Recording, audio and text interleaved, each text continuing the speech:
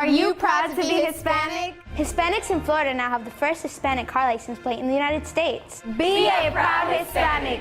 Put the Hispanic plate on your car. I want to be a doctor. I want to be a scientist. I want to be an engineer. I want to be a police officer. I want to be a professional dancer. By getting the Hispanic plate for your car, you will support scholarships and community programs. The Hispanic plate is available at any Department of Motor Vehicle office. Call now at 321-277-0850 or visit HispanicAchievers.org. Hi, I'm Danny Ramos, and welcome to this week's edition of Hispanic Speakout TV, brought to you every week on the I-4 corridor. We are the #1 political show on the I-4 corridor. We've been on the air for 14 years on Bright House Cable, and we tape this show at AIDT, which is a technical school in Orlando.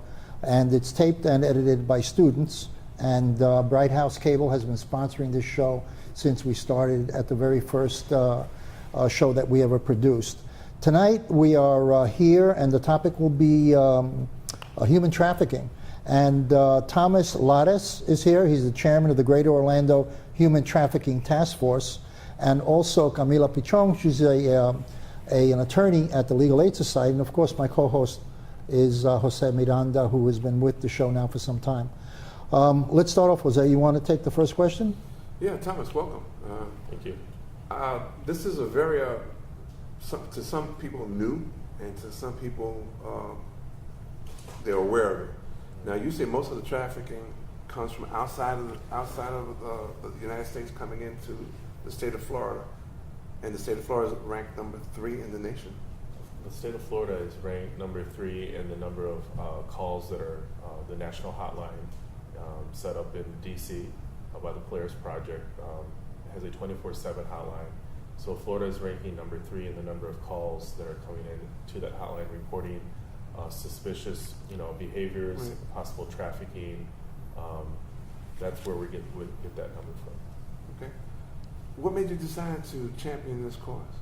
Well, I've been involved for 10 years now as I like to say, abolitionist against human trafficking. Right. And that's something that a lot of people are not familiar with, the abolitionist movement and the history of that, but it's right, basically abolishing slavery. And so we call it modern day slavery. Sure. Some call it human trafficking. And really it's a passion. I've always been somebody that wanted to advocate for those who maybe don't have a voice, and that's one reason that I got involved. Here in Orlando, and I was in an office for a state representative last week, and she told me that the Sheriff's Department is having difficulty in identifying the sources of human trafficking. Why is that? I mean, it seems to be kind of something you can easily track.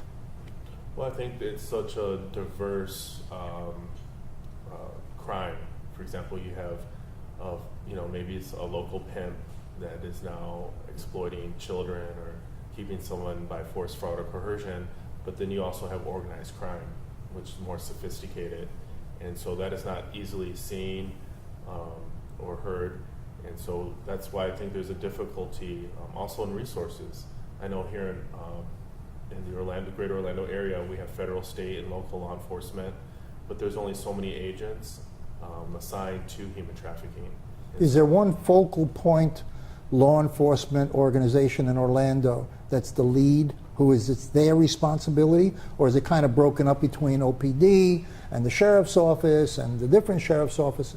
Is there a focal point, a guy in charge? There is a focal point, and that's the director. Larry Zwig is the director of the Metropolitan Bureau of Investigation out of OPD, and they have they're housing federal, state, and local law enforcement agencies working together in a collaborative task force for this issue. Okay. And I think the other issue that we have is working with survivors. A lot of the survivors are afraid to come forward. They're afraid of the perpetrators. Many times in cases of children, the system is competing with the perpetrators. The perpetrators are giving these children attention and love that the foster care system is not giving them. So they don't want to come forward. They don't self-identify as survivors. If you talk to MBI, they speak of these stories, and you're never going to have a survivor come forward and say, yes, I'm a survivor, I'm a victim, I need help.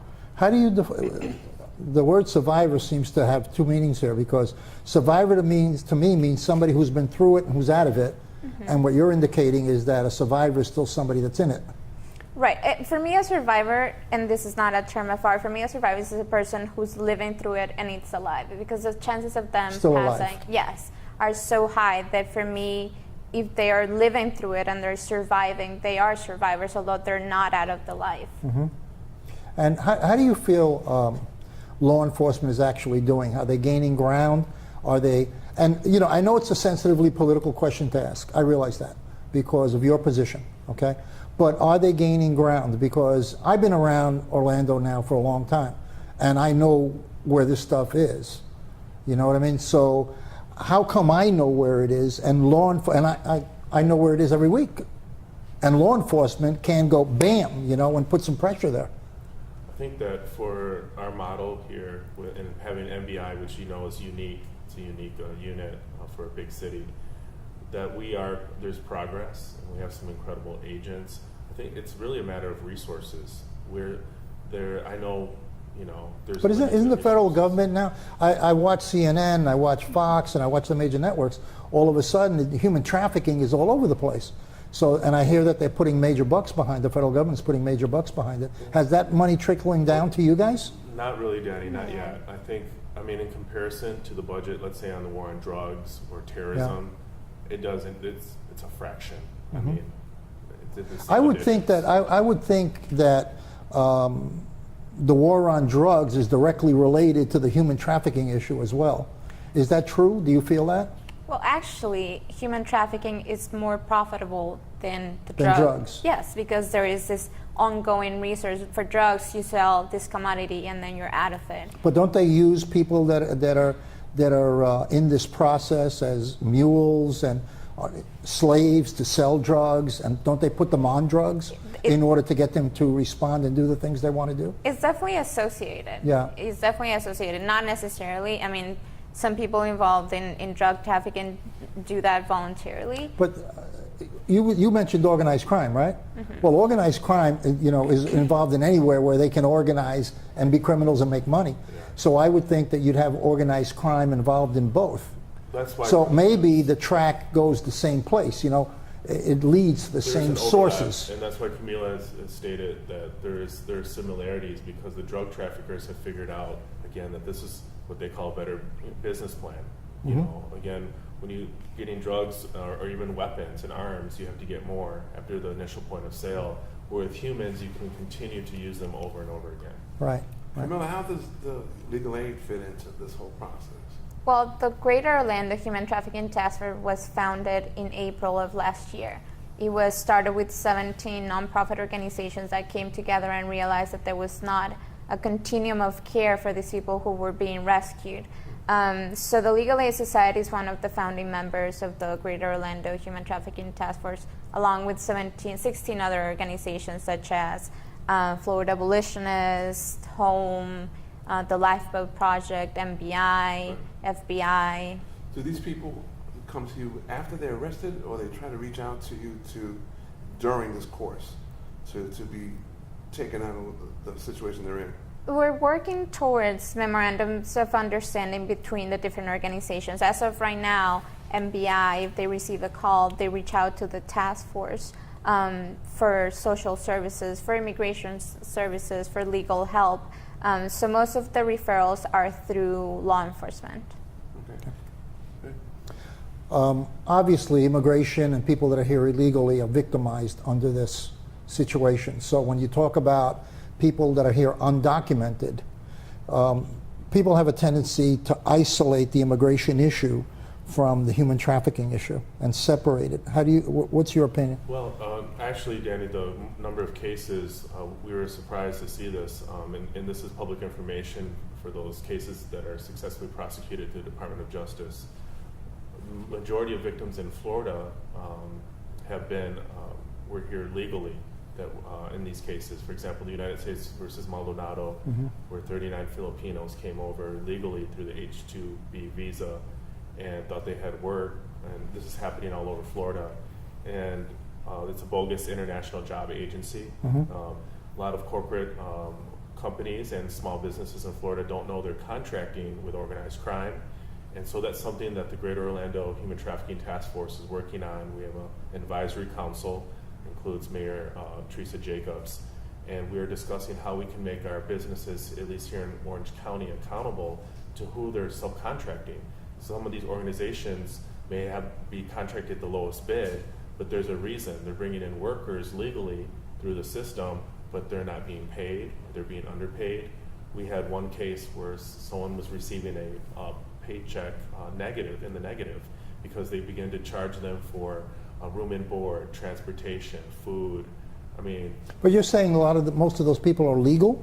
yes, the victims. So yeah, it doesn't drip over into the does. people I mean, to a large degree. I'm saying. Unfortunately, human trafficking has no boundaries when it comes to race, background, legal status. There is a lot of legal victims, but there's also a lot of undocumented victims. And when it comes to the undocumented population, a lot of them have vulnerabilities that the legal population does not have. A lot of them are afraid of coming forward if they are being victimized because they're afraid that they will be deported, that they will call ICE on them and they will be deported. But there's even a special visa created for victims of human trafficking who are undocumented. There's 5,000 visas available per year. Well, why is the system failing? If this is a state where we are to manage, businesses, where are we failing to see how these businesses are their hiring practices?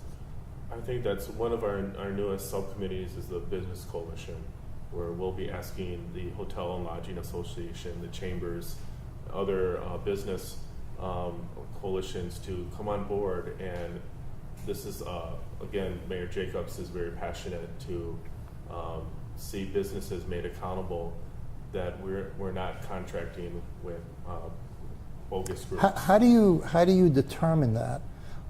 Somebody can go and register a corporation online. Yes. They can have one person as the CEO in a profit-making company, put in a bid, and then do they go to the company and then say, who are the people working for you? Let me see. We're not sure how that's going to look yet. Yeah. What we do want to, we have done already started is training for the different sectors. Okay. So we're training hotel security teams, management, to help identify possible victims coming through their business. We're going to start at that level, and then as the subcommittee and the different leadership can determine how does that accountability look. Okay. Tell us how to reach you. Tell us how the public can also reach you. Sure, we can be reached. One of Camila's organizations, the Legal Aid Society of Orange County. What's your website? legalaidocba.org. And then the task force will also have a website. Go httf.org, and my organization, FloridaAbolitionist.org. Is there a phone number? If somebody doesn't have a computer, they can. Yes, What is it? our task force phone number is 407-244-5129.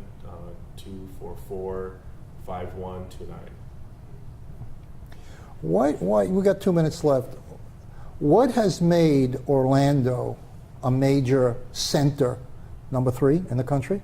I would think New York, LA, Miami. You know what I mean? Like might be concentrated in Miami. What happens in Orlando that there's so much going on here? Well, Orlando is a hot spot for tourism, for the service industry, for immigration as well. So the combination of those aspects, unfortunately, makes it a great location for human trafficking. Okay. And that includes, obviously, if you're talking about tourism, prostitution. Yes. You know, is that like a main business, the prostitution, or is it using them to do labor? Both. It's both. It's both sex and labor. Labor Okay. can include also domestic servitude, child labor. There's just a case in Palm Bay, Florida, of 24 children that were involved in child labor. And where did those children come from? They just kidnap them, or they come from abroad? A lot of the children cases are unfortunately are children in the foster care system. We Okay. know that traffickers are recruiting from group homes. Okay. Yes. Okay. Yeah, I can see that They're happening. the vulnerable. I can see that happening. There's a lot of runaways that get picked up, and you know, you can spot a runaway right away. You know. All right. You know, this is really great, and I'm so glad you guys have come here. It's very, very important, and I'd like you to come back. Okay. Thank you And for keep us having abreast of what's going on. All right. Okay.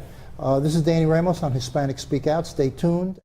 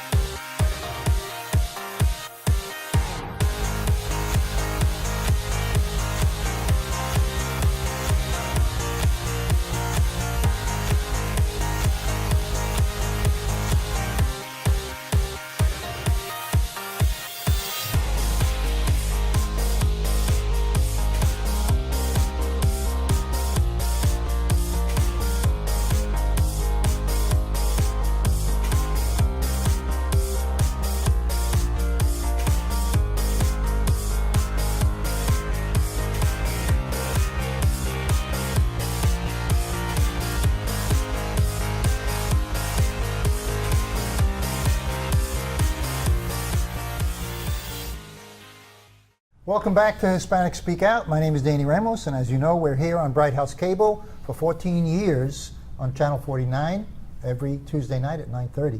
We've invited, and he's here, his name is Bob Cortez, and Bob is running in District 30 for state representative on the Republican side. How you doing, Bob? I'm doing well. Good, Danny, how good. you been? Well, I'm doing pretty good. Let's talk a little bit about minimum wage and how it's affecting our community.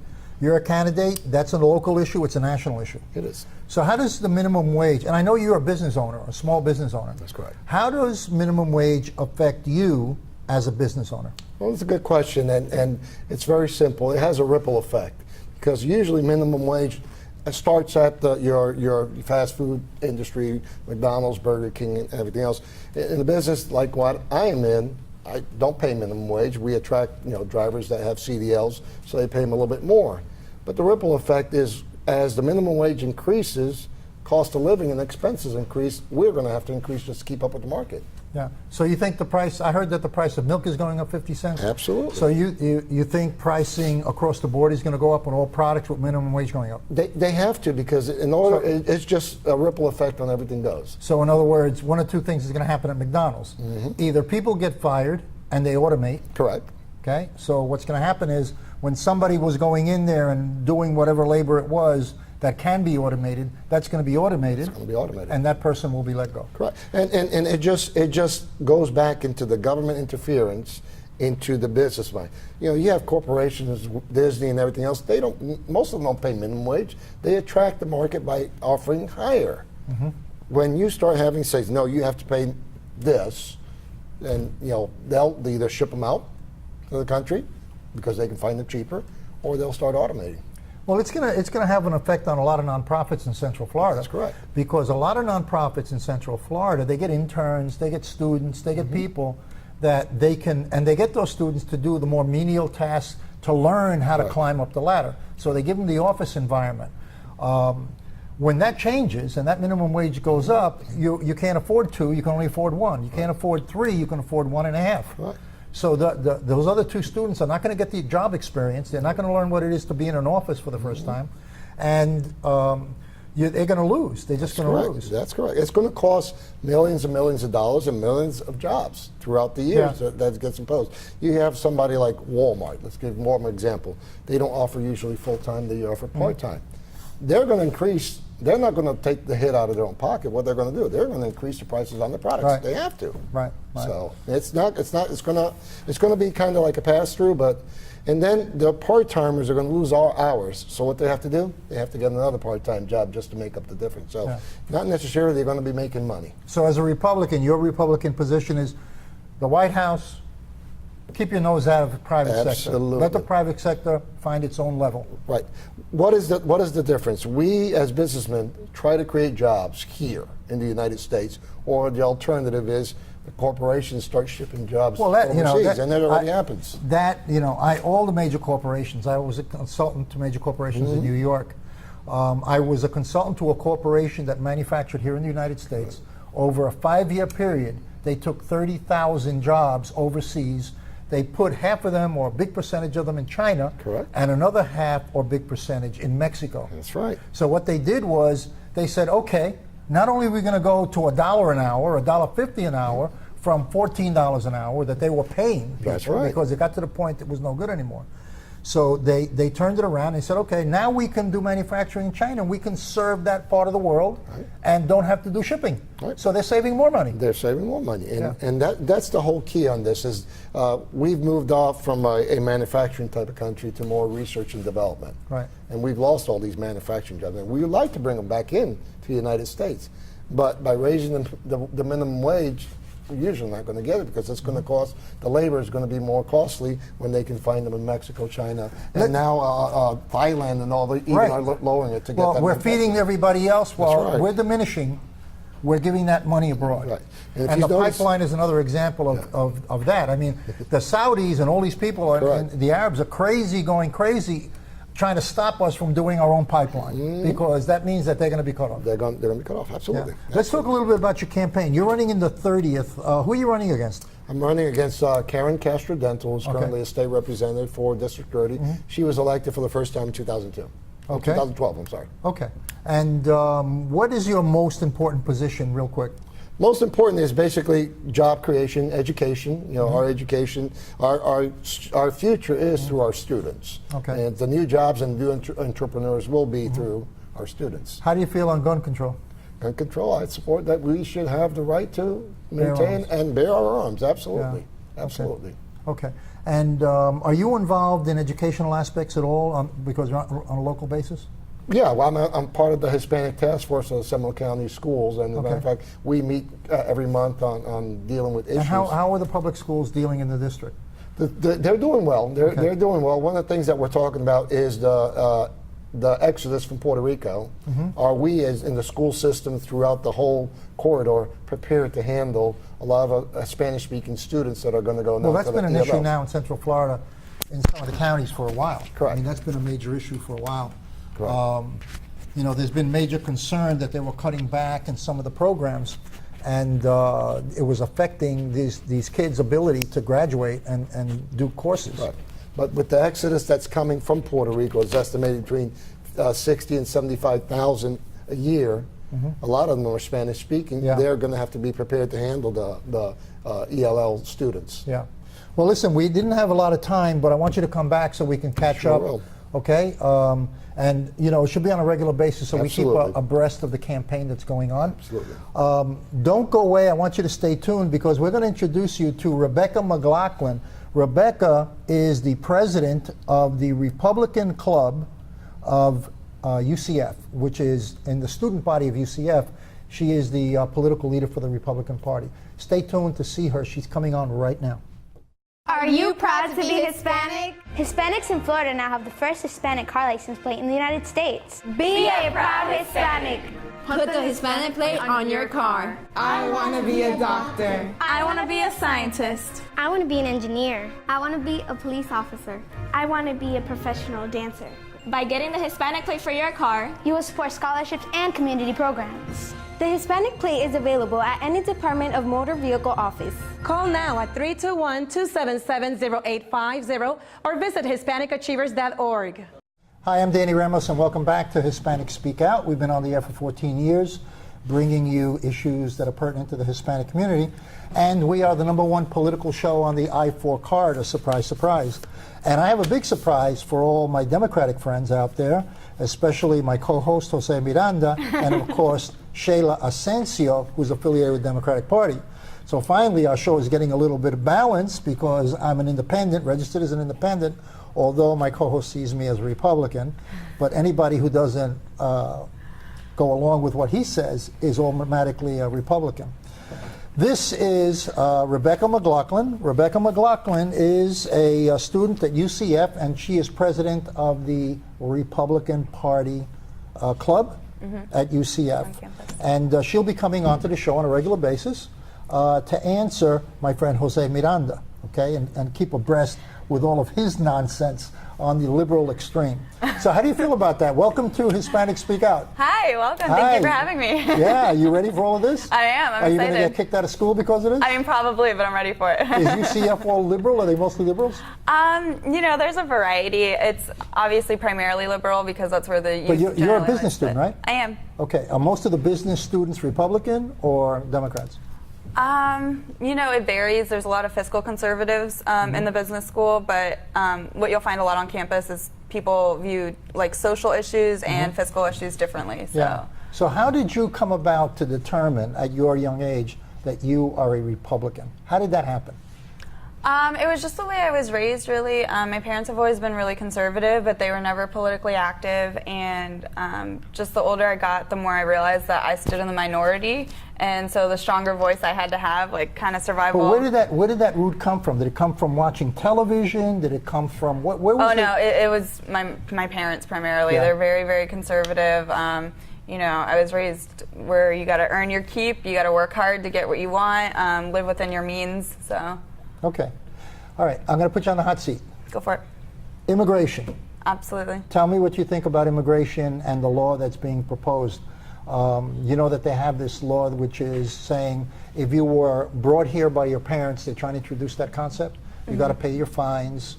But if you were brought here by your parents at a young age, you should have a shot for the American dream. Okay. Tell me what your view is on immigration. Personally, I feel like everybody. Okay, my personal view on immigration. As a Republican, right? As a Republican, but you know, it's a broad spectrum. I'm not a one-issue voter, so I'm not a Republican. You know what I mean? I don't have to be party line to be a Republican. I feel like the policy should be a much stricter process, but much easier. So instead of it taking 13 years to become a citizen, I feel like it's something that should be a much simpler process, but you don't let everybody through. People will get denied. And that's Okay, well, what do we do with the 11 million here that are here illegally? I think they need to go through the paperwork. It's obviously very... Would you round them up and send them back? No, absolutely. That's unrealistic. Okay. So what process would you use? Have you thought about the process? Yeah, actually, I'm a huge supporter of Jeb Bush, and his book on immigration wars is something that I align with very well.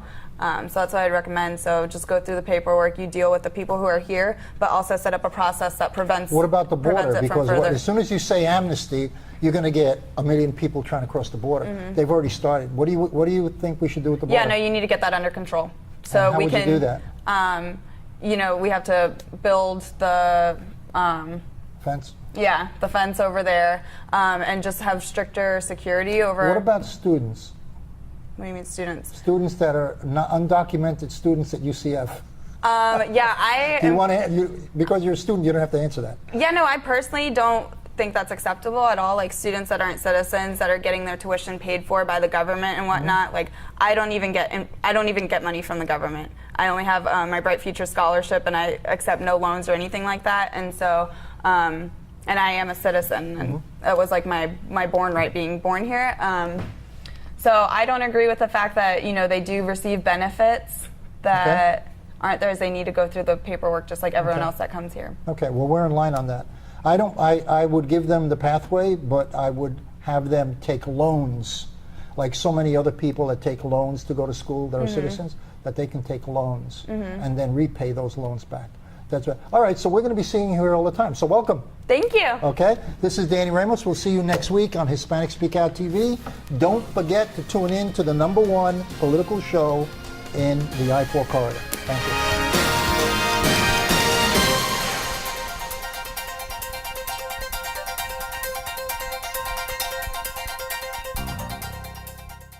Are you proud to be Hispanic? Hispanics in Florida now have the first Hispanic car license plate in the United States. Be a proud Hispanic. Put the Hispanic plate on your car. I want to be a doctor. I want to be a scientist. I want to be an engineer. I want to be a police officer. I want to be a professional dancer. By getting the Hispanic plate for your car, you will support scholarships and community programs. The Hispanic plate is available at any Department of Motor Vehicle office. Call now at 321-277-0850 or visit HispanicAchievers.org.